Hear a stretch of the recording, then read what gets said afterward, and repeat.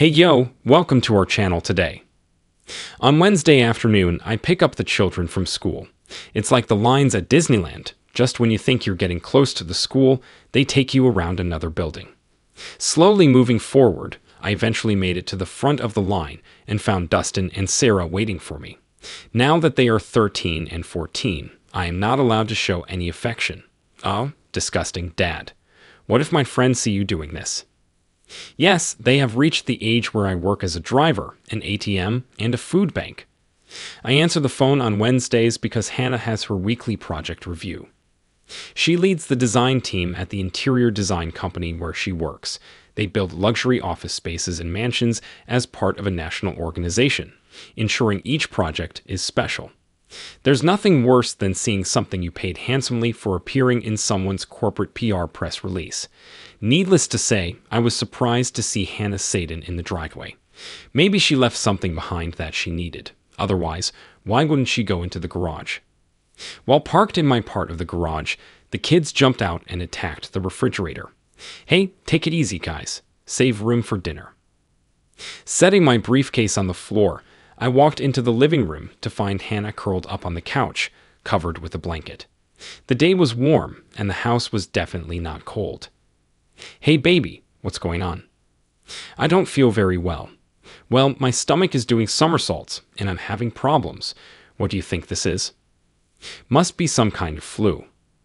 Okay, so why aren't you in bed? I was, but I had an accident. Could you please change the sheets? Taking 2 steps into the bedroom, I realized what had happened to her.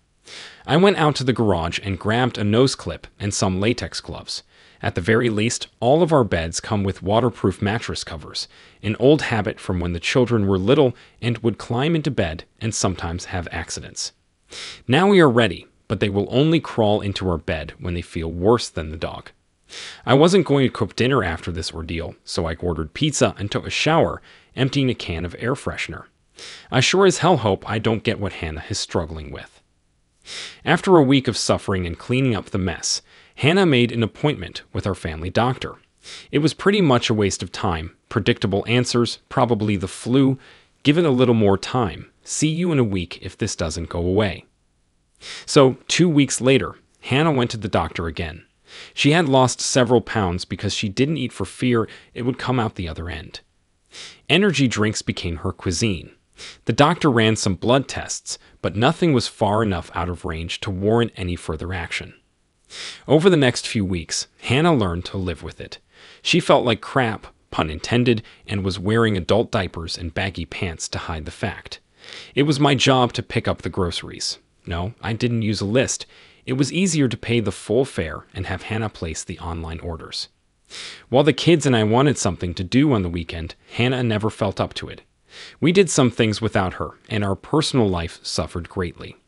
There's nothing surprising. Who wants to do intimate things when you risk dealing with even more unpleasant things? At least I took care of myself from time to time. 2 months later, Hannah turned to a specialist.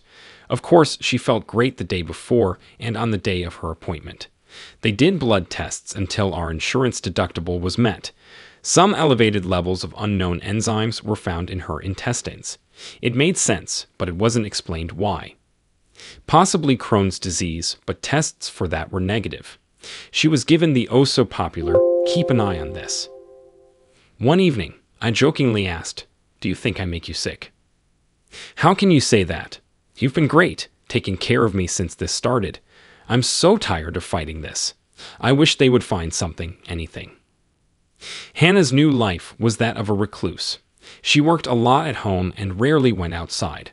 Her weight dropped another 20 pounds. From time to time, she felt better, but that only lasted until the weekend.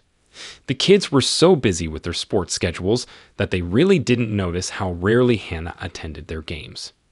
Time passed as usual. Hannah wasn't sick enough to miss work, but she was slowly losing her. Management demoted her. Months turned into years. Hannah felt guilty that we weren't having intimacy, so she took one at a time, about once a week. It was better than nothing. After Dustin turned 16, he became hell on wheels. I no longer had to worry about getting him and Sarah to and from school. Now I had to worry about why they weren't home. At least Hannah was trying to help. She rarely felt 100%, but she learned to live with it. For a while, Hannah seemed to be getting better with her bowel problems, but that only lasted about 6 months.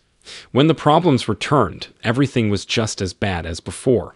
Hannah cried a lot. Her life went on as usual. Dustin graduated from high school and was heading to college. Sarah graduated early and was also out the door. The day after Sarah graduated from high school, I cornered Hannah. "We need to talk." "Fine. What's the matter?" I filed for divorce, citing irreconcilable differences. The stunned look turned into full-blown rage. "Did you cheat on me?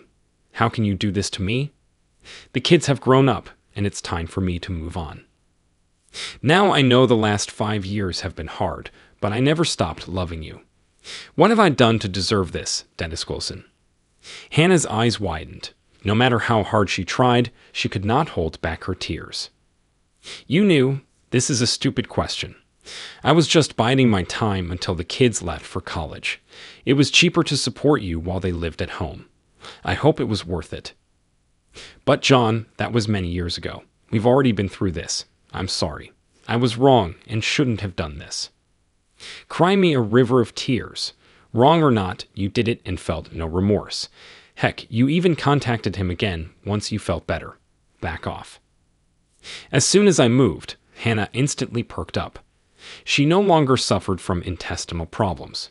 We sold the house and split the profits. I thought I could avoid counseling, but that wasn't the case. The result remained unchanged.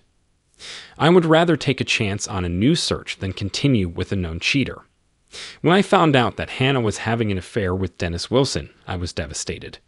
I came across Hannah's secret email account, so I installed a program on my phone to monitor her activities. You spend your life dedicated to your partner and find that you are not enough for her. The obsession with Scorch the obsession, with scorching the earth, faded into the background as my lawyer outlined how bleak my future life would be, penniless, while Hannah would be able to accommodate her lover in the same house that we bought together, but which I spent all my free time restoring. It's cheaper to keep it. Wait until the children leave home. The lawyer drilled it into my head that Hannah could file for divorce at any time, and my fate would be pretty bleak. This was enough to the point that I thought about fleeing the country. In the end, I did everything I could to remain her husband. I stayed, and my children became my life, counting down the days. It was while searching the internet that I found the April Fool's joke. Mixing 2 over-the-counter liquid veterinary drugs may cause intestinal upset. So I bought and stored a large bottle of each in the garage and got a pack of syringes from China. Using the indicated syringes, I injected the mixture into Hannah's coffee supplies. She loves the blueberry and hazelnut mix. The kids didn't drink coffee, and I hated the mixture.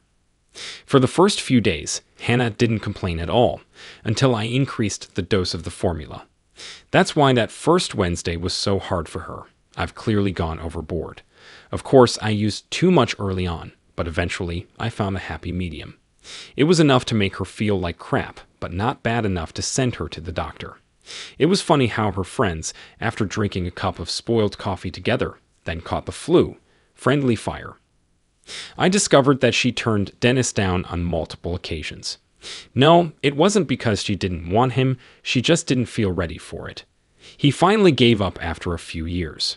I thought Hannah's novel was dead and buried. That's when I cut back on the medication, although not completely since I was still in revenge mode.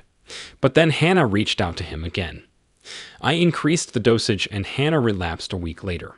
She again turned to the specialist the day before and on the day of her appointments.